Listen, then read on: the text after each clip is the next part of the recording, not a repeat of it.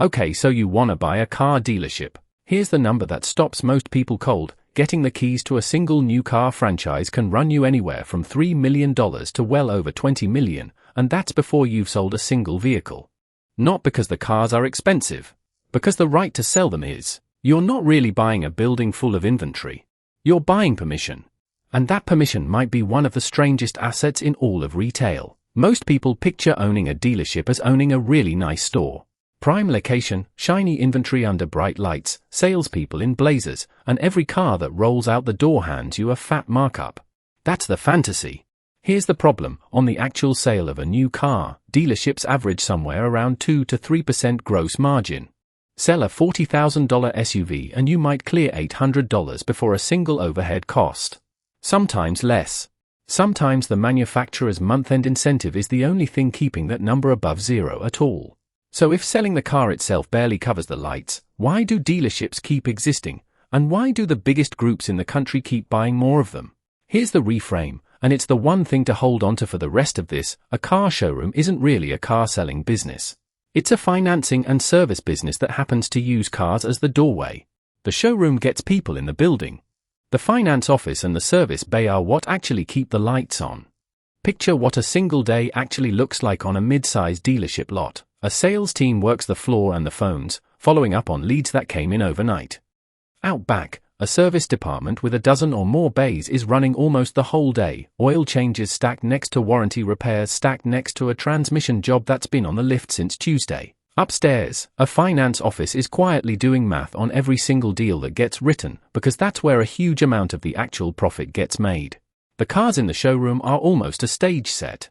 What's happening in the other two rooms is the real business. Now, getting into that business in the first place. If you want a franchise from an established manufacturer, you're not just filling out an application. You're often buying an existing store's blue sky value, which is industry shorthand for the price of the franchise rights themselves, on top of the physical assets. For a strong, well-located franchise from a popular brand, that blue sky figure alone can run into the tens of millions. Add the real estate, because manufacturers have strict image standards for the building, the showroom glass, the service bay layout, and you're often looking at another 5 to 15 million just to construct or renovate to spec. Then there's the inventory sitting on the lot, which you don't usually buy outright. You borrow it.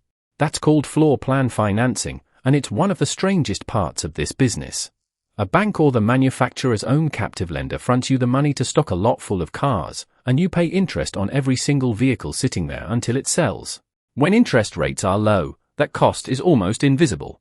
When rates climb, and they have climbed hard in recent years, floor plan interest can eat tens of thousands of dollars a month on a single lot, quietly, before you've sold anything at all. A car that sits unsold for 60 or 90 days isn't just taking up space, it's actively costing you money every single day it's there. So here's a thought experiment to make the margins make sense. Picture two customers walking onto the lot on the same afternoon, both buying the exact same $35,000 sedan. The first one pays cash, negotiates hard, and drives off.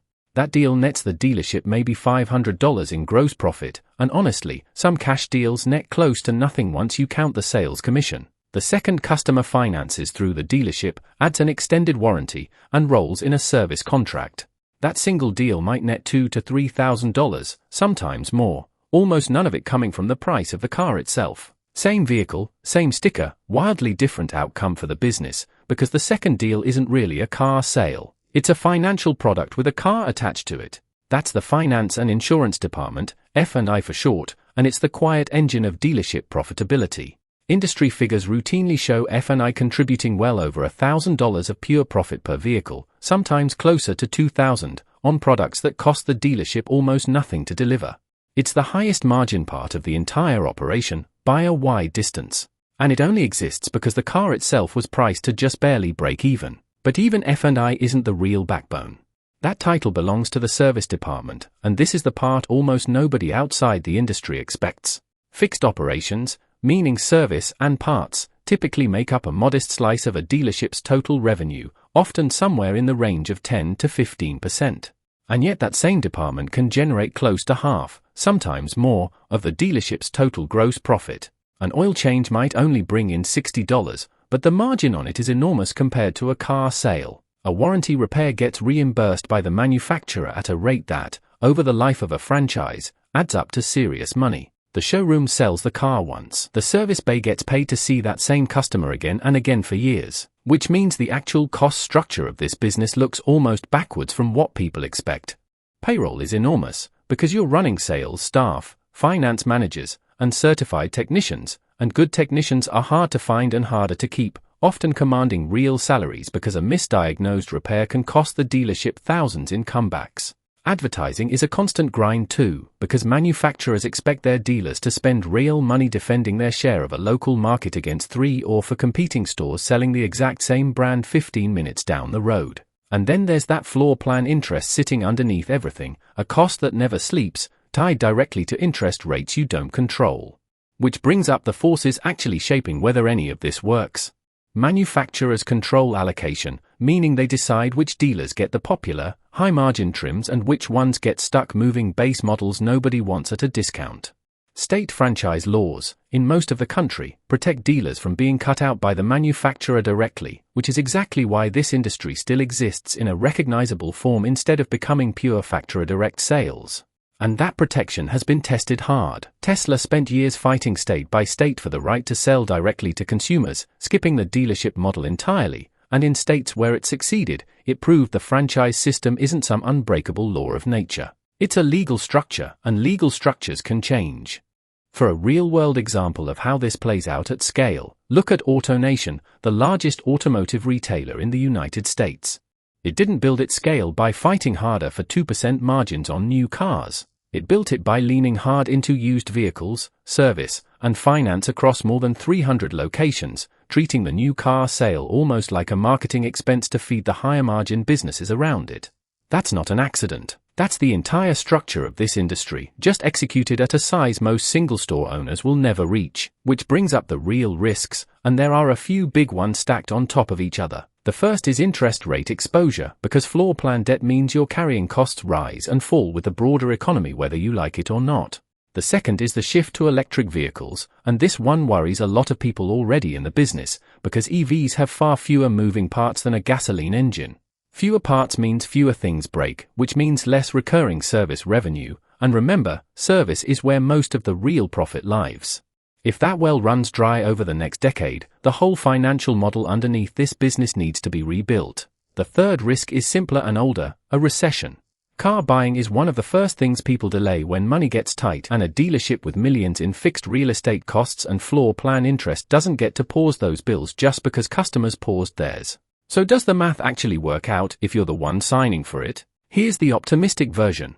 You land a strong franchise from a brand with real demand, in a growing market with limited direct competition. Your service bays run near capacity most days, your finance office is disciplined and well-trained, and across a single well-run store you're clearing somewhere in the range of $1 to $2 million in annual net profit once everything, floor plan interest included, gets paid. Multiply that across several locations, which is exactly what the largest dealer groups have done, and you're looking at a genuinely substantial business. Here's the realistic version, the one that plays out for a lot of single-store owners. Margins on new cars stay thin no matter how hard you negotiate with the manufacturer. Floor plan interest quietly erodes profit every single month regardless of how good your sales team is. You're competing against 2 or 3 other dealers selling the exact same brand, and your service department, while genuinely profitable, isn't quite carrying the whole operation the way it does for the bigger groups with more bays and more technicians. You might clear a few $100,000 a year after debt service, which sounds fine until you remember what you paid to get in the door in the first place, and how many years it takes just to earn that investment back. So yeah, you wanna buy a car showroom. Just go in knowing the truth of it, you're not really buying a place that sells cars. You're buying a place that finances them, repairs them, and, almost as an afterthought, happens to have a few dozen sitting out front under the lights.